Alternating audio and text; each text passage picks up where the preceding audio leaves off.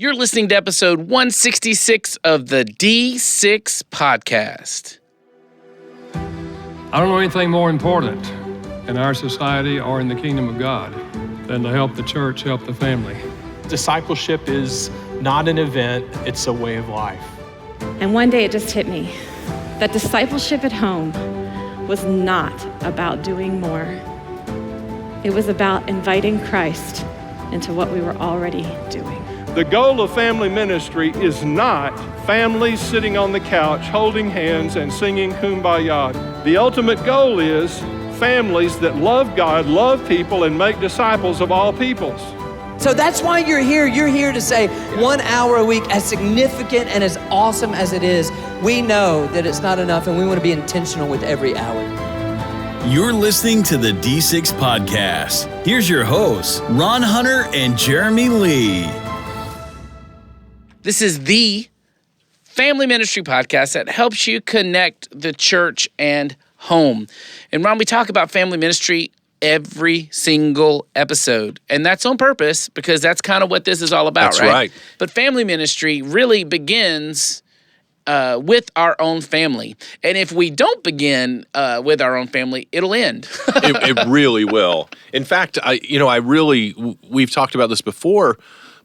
There are no perfect families out there, but sometimes people sideline themselves because they feel like they put themselves out of the game because they haven't done it so well. Yeah. That's the time to step back in. And you're right. That's what we're going to be talking about today is I have Dan Istvanik with us today. Dan, man, he does so much online. He's our lead content writer at Parent Ministry, and he is just an incredible dude who has a great influence, decades in the ministry. But one of the things that's unique about Dan is Melissa, his wife. They really see ministry as a partnership. And I know we talk about in the interview, not every marriage fits that category. But for them, it does. And also, they include their children. So there are ways to do that in a healthy way, and there are ways that can get unhealthy really, really fast. So we walk and guide Dan through that. For those of you who are like, I understand I'm called to ministry, but what does that mean for the way my family engages ministry? We're going to dive into that topic today. So my question to you before we go into it is, how did you handle that?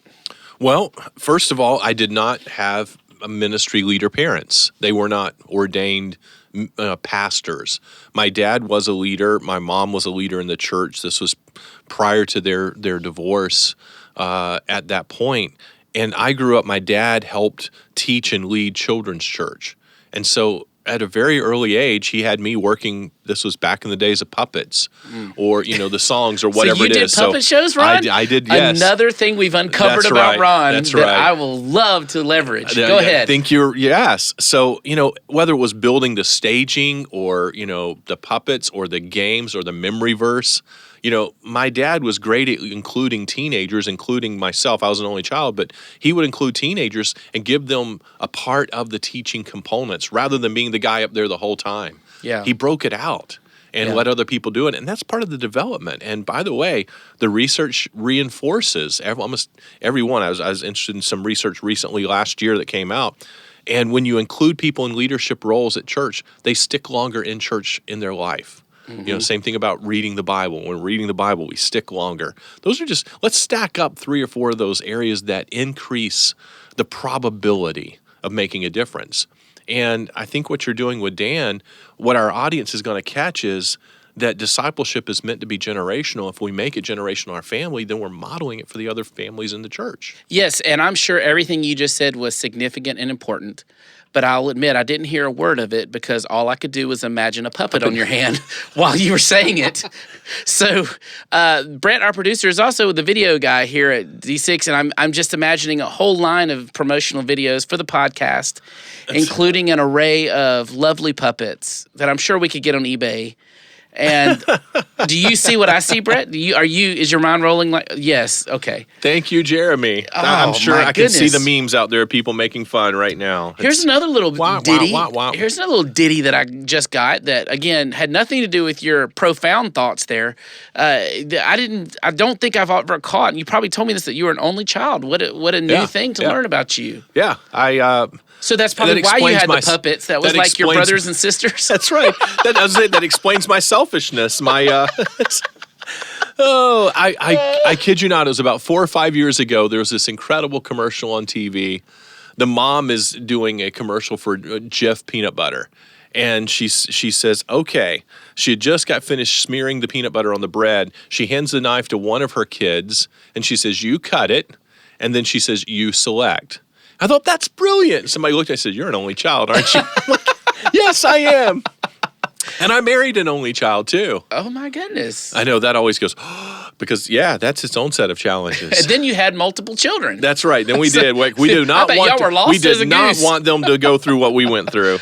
All right. So, hey, we got to get back on track at some point. Let's get to Dan, because that's where substance is. So, no, I don't want to get to Dan, because we are talking about doing ministry as a family, and a family that you guys have connected with big time. That's their philosophy as well. They live what Dan is teaching. In fact, now I believe we have, because we talked about a new book coming out from Lissy Reno last week. We've got books in your catalog from Rob Reno, multiple books. And now, and I know she's co-authored with before, but now we've got a book from Amy Reno, the mom, called Not So Perfect Mom. So this is definitely a family doing ministry together. It is. And, they've been one of those who understands what it's like to go through this. They've been speakers for us.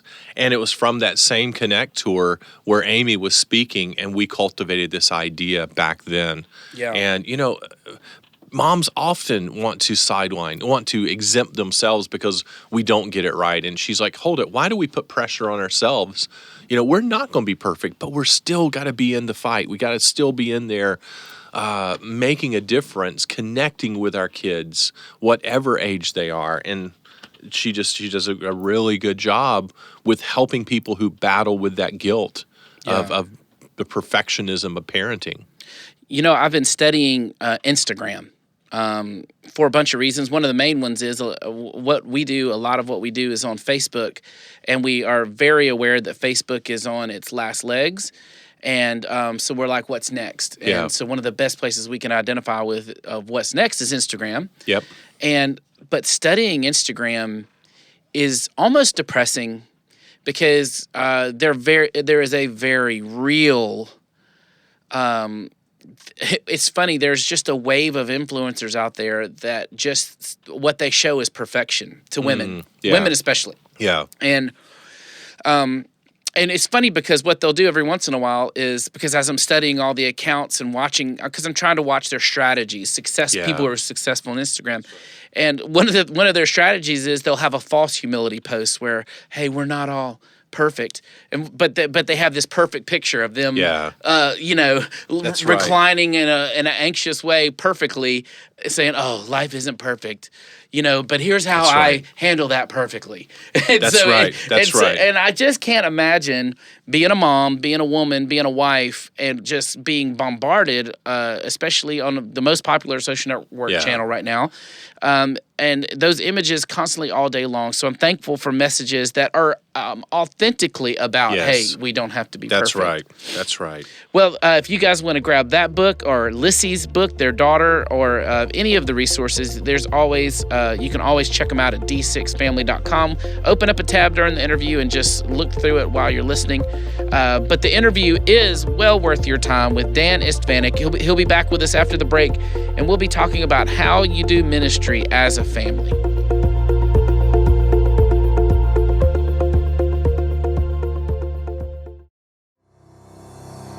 Hi, this is Rob Reno with Visionary Family Ministries.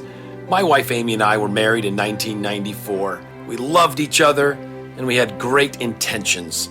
But I need to be honest with you, I didn't even understand God's purpose for marriage. We began to experience significant marriage problems. But the Lord turned things around. He brought us to the scriptures in Ephesians 5, where God gives a mission to the husband and a mission to the wife. And he showed us that he had brought us together in marriage for a purpose, for a kingdom purpose. Amy and I share our story in the scriptures that changed our marriage and family in our book, Visionary Marriage. And I'm convinced God can use the same scriptures that transformed our marriage to transform yours.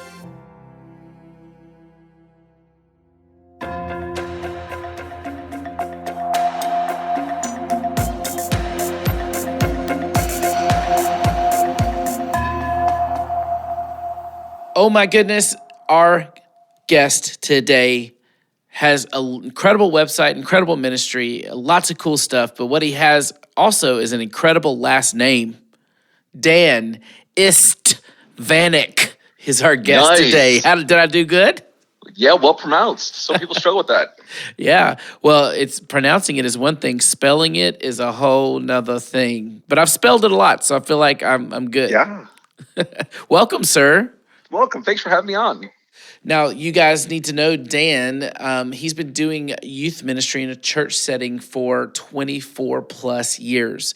All that really means, Dan, is that you are old. Very, very old. It does. He says in his bio he doesn't claim to be an expert. He is. He doesn't claim to be a youth ministry guru. I think he is. He's just an average youth pastor. You're just like being falsely humble in your bio, by the way. You're not an average youth pastor. Well, I think I'm average. I think I'm average. Maybe above average. Who is actively involved in day-to-day ministry and the lives of students, and that is true.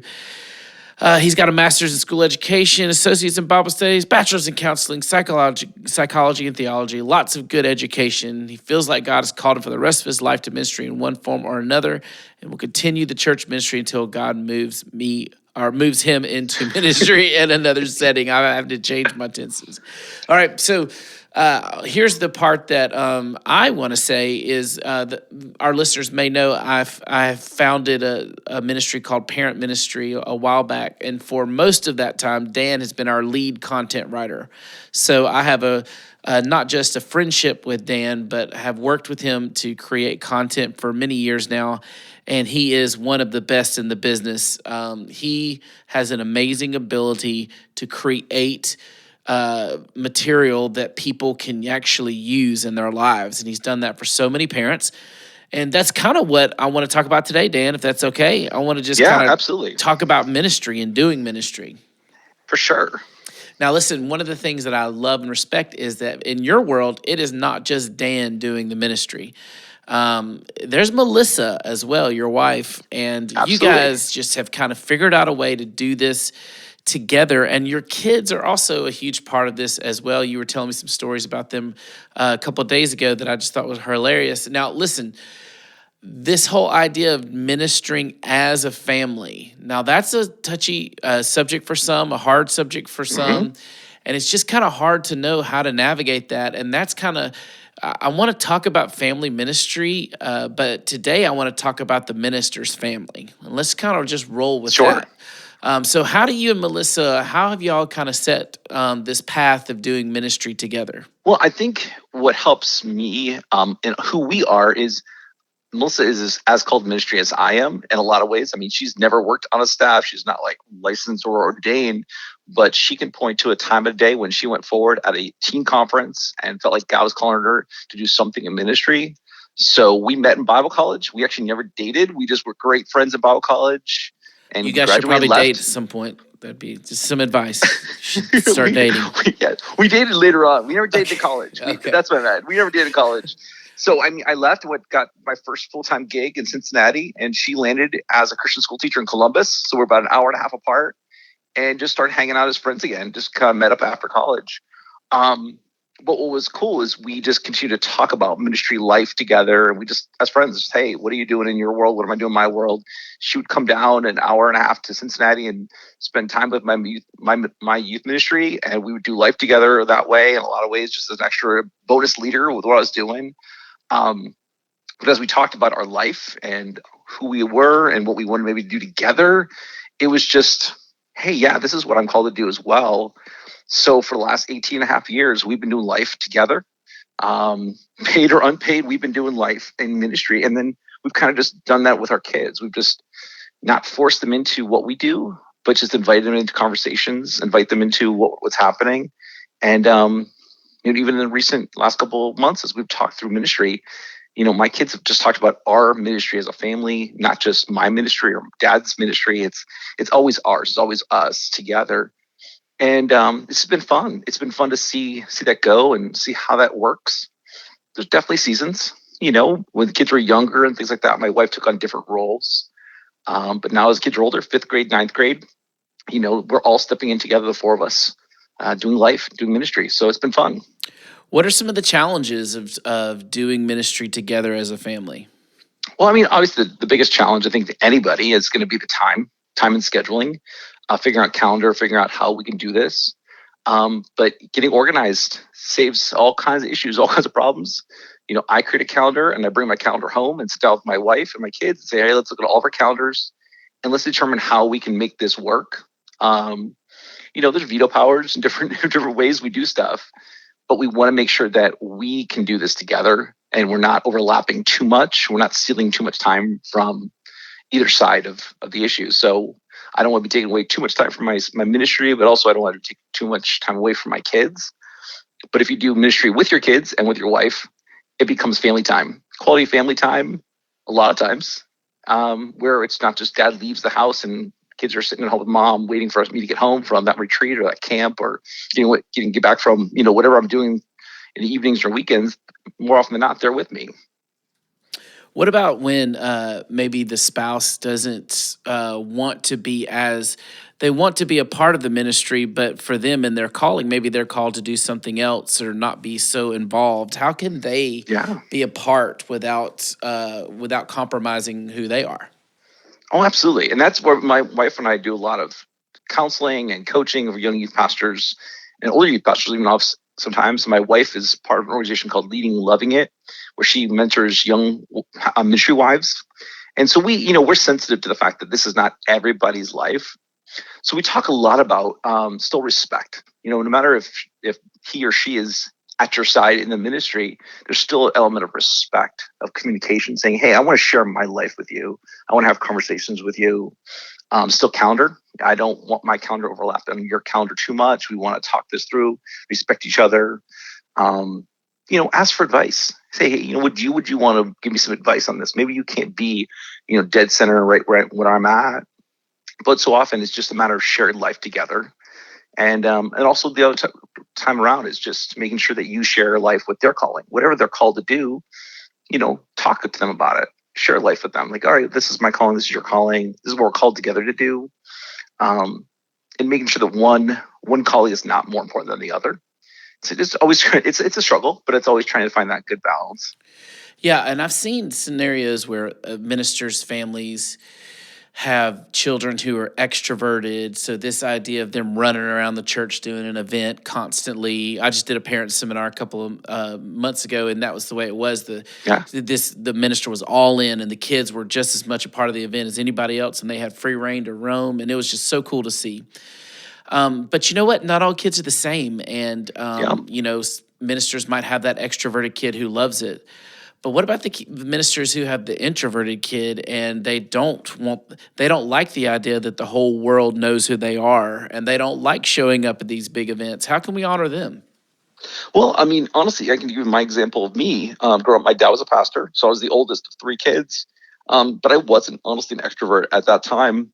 So what I did was my dad would give me roles that were still serving, but just quietly serving them back. My daughter, who's she can have her moments of being outgoing, but she's not going to be the upfront, do announcements, play a crazy game, be on the mic kind of person.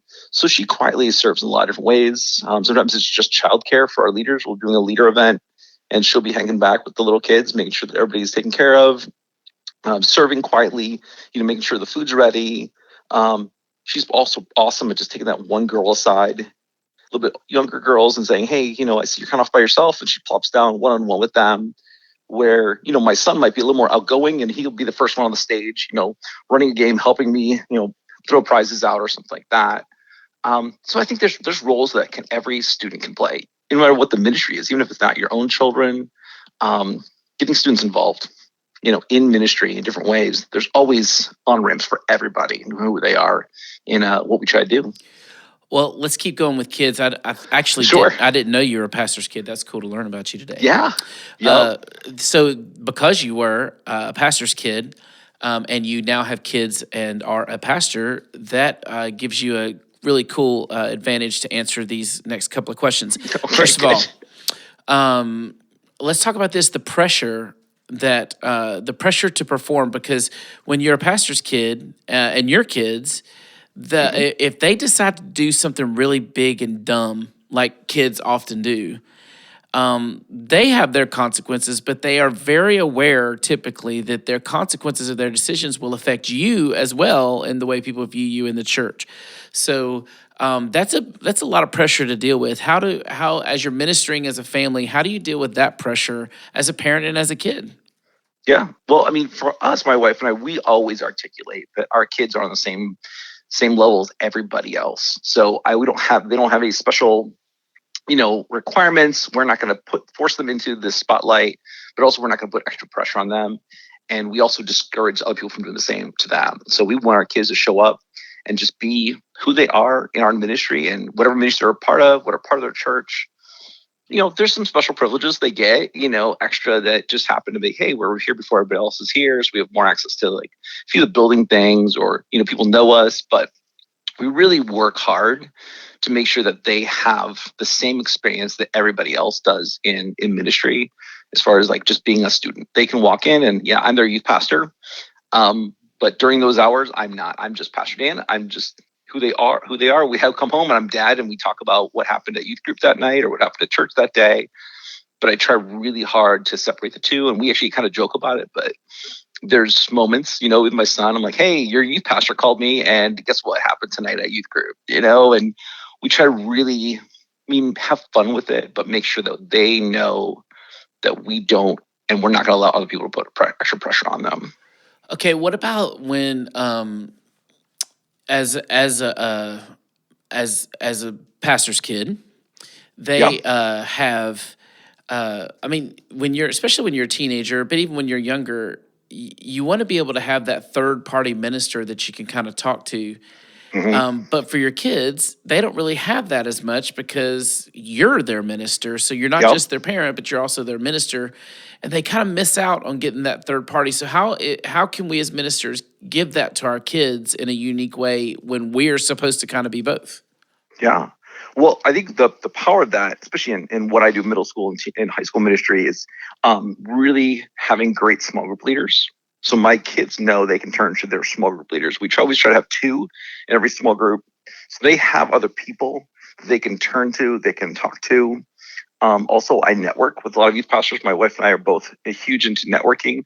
So I have other youth pastors in our area that my daughter says, hey, I want to go to my friend, this so-and-so's church, my friend's church. I'm like, hey, I know the youth pastor, and you're welcome to go with her, and she can have those experiences. And actually right now, my daughter regularly attends another youth group in the area, and I have absolute respect for that guy. He's part of our network. And when some stuff recently was going on with my daughter and she needed somebody to talk to, I said, hey, go talk to Jared. You're more than welcome to talk to him. I absolutely trust him. And Jared, I don't want you to tell me anything unless I need to know. And so we've worked very hard to make sure that there's as many adults as possible around them. The family of God is around them. So they have plenty of godly mentors and adults around them in our church, even beyond the walls of our church. At their school, they have some great Christian school teachers. Even though it's a public school, they have teachers who are believers. They've got coaches in their life that have been come alongside them and encourage them, and we really want to make sure that it takes a church to raise a child, that we're really offering them more than just us, but they have a whole variety of people around them that are trusted adults they can talk to. All right, so what camp are you in? Are you a part of team I give illustrations about my kids and my messages? Are you on team I don't do that and embarrass my kids? I'm somewhere in the middle. I do some, but I'm very, very careful and very selective. And most of the time I tell them, like, hey, by the way, I'm going to use you an illustration today.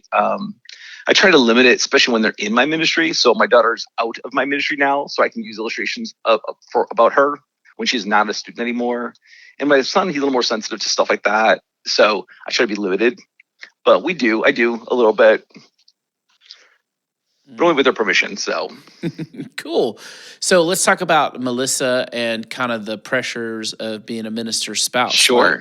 Yeah. There's got to be some very specific things and I mean, I can only imagine people, saying, well, you aren't the real minister, and her getting those kind of comments and how that might make her feel. Yeah. How do you guys navigate that?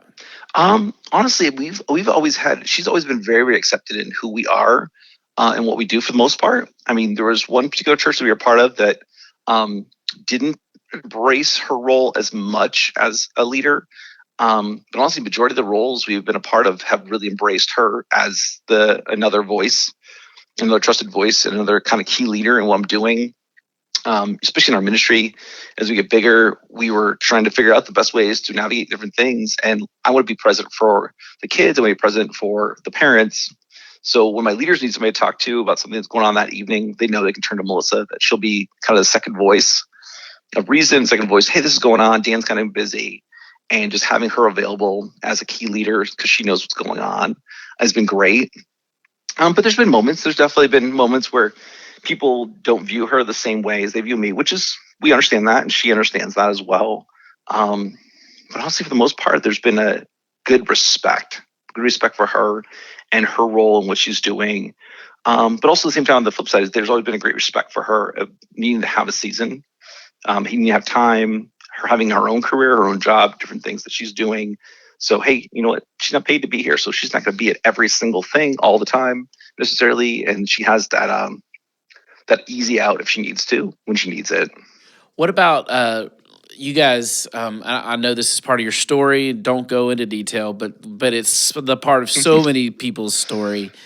Yeah. You guys have taken your share of shots in ministry. Yep. And how do you deal with that as a family when kids are now they love this, but now they've been hurt when your spouse is hurt in their own unique way, and when you've been dealing with that hurt? How do y'all deal with that as a family? Yeah. Well, I mean, we feel like when God calls a person, he calls their family to this. So whenever we're going through something, we talk about it as a family. When we're making a decision about ministry transitions, we talk about it as a family. I don't ever want to be in a spot in ministry where I look around and my wife and my kids, I'm dragging them to the next spot, or I'm dragging them into the next ministry, kicking and screaming. I want them to pray it through. I want them to talk it through. And then we talk and say, hey, where do you feel like God is calling us as a family? What do you think God's calling you in our family to the next thing? And I really want to give our kids some ownership. Unfortunately, I didn't get that ownership growing up as a PK. My dad said, hey, we're moving. We moved, and that was kind of it. There were some times where he would talk about it a bit. But with our family, I really want my kids to walk away from this life positive on God and definitely positive on the church, and not walk away bitter or hurt. So I'm always very, very sensitive to what we're going through as a family, what I've gone through, what I'm going through at my quote unquote job, but making sure that I don't overshare with them. But what I do share is honest as much as I can and age appropriate. But then we really do turn to them and say, hey, what do you think? What do you want God to do next? What do you think God's calling us to? And it's been overwhelming to see them kind of God work through that in their lives versus them kind of turning away and getting upset or even bitter towards some things that they went through or they've seen us go through. Yeah, I love it.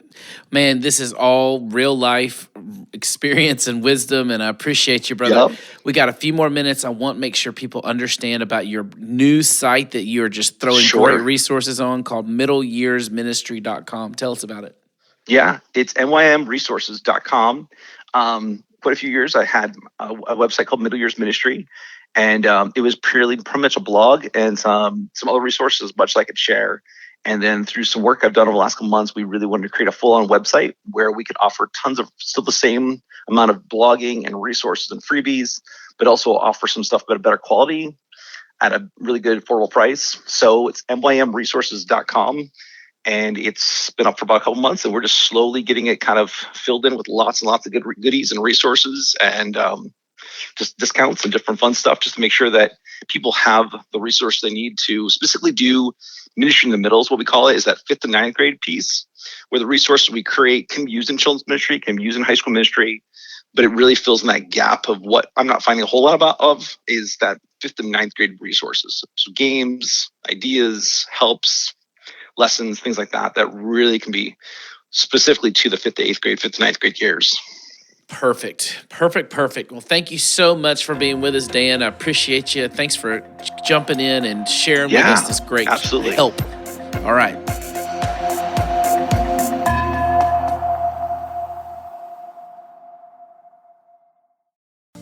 Practical Family Ministry is a collection of ideas for your church that offers practical and encouraging advice to those who want to make an impact in family ministry.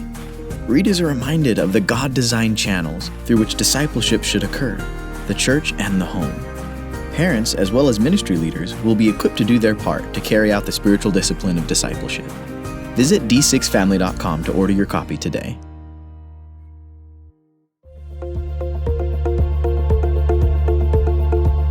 Wow, Jeremy, I think if our ministry leaders were paying attention there's at least 2 or 3 things that they could simply tweak in their rhythms and routines of everyday life and adapt and make a big difference in how our kids view our ministry and own that rather than resenting mom or dad out there doing it. Yeah, I know Dan addressed this, but I want to reiterate it. Not every family has the dynamic of Dan's. And that's not what we were trying to accomplish there. Yes, Dan's wife just feels a similar calling to him, and she was willing to recognize that it's got its differences. But in many ways, she wants to be involved. That doesn't mean that if you have a spouse that is not as desiring to, that doesn't mean they're flawed or something's broken. I want to just encourage and reiterate, we have to be who God made us to be. And there are plenty of places in churches and in ministries and in the kingdom of God where our spouses can engage. And if it so happens to be the same ministry as us, then so be it. That's right. But it doesn't have to be. That Dan was very clear with that, but I want to make sure we're doubly clear because I don't want this topic to induce any kind of guilt trip or something's wrong type thing. My wife being one of them. My wife and I, we don't minister in the same direction at all. No. And we're happy about it. Same here. I think the key is you got to help your family find ministry, not find your ministry. Yeah. Whew, man, tweetable. All right. Hey, thank you, Dan, for being with us. I love that we got you on the podcast, that our listeners can be introduced to your ministry. He does good work, great resources. Check them all out. And speaking of next week, we have a favorite of our podcast coming. Tell us who's with us next week. We have Dr. Laverne Tolbert with us, and she's going to, Jeremy, you interviewed her, but she's going to be talking about something that I think nobody cares about because nobody's ever thought about quitting. Yeah.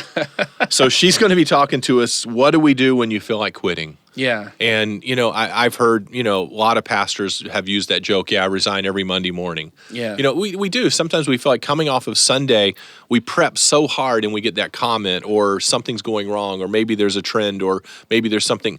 Dr. Tolbert just has good insight, and she's got sage wisdom from how she's been able to approach this. I'm not one of those people who believes you have to experience something to give someone counsel and encouragement. Like the old adage is, I don't have to have committed suicide to help someone who's struggling with it. I mean, that's kind of a semi-humorous thing, but the point there is you don't always have to have gone through something to help and encourage someone. I completely agree with that. But on this particular topic, it is the words have way more weight when you hear from someone who hasn't quit, who has decades and upon decades of faithful service. Yeah. And they've been through those desires and they did not yield to them and they stayed through all the way. Yes. And she's not done yet. But that means that her words weigh more and there is more credibility to them because, man, she has actually lived through that desire to quit and didn't do it. That's right. So if you want to know how to do that, hang with us next week. We will have Laverne with us, and she is one of my favorites always. Can't wait for that interview. We'll be with you guys next week, and we hope you have a great week of ministry. You've been listening to the D6 Podcast. You can learn more about D6 at d6family.com.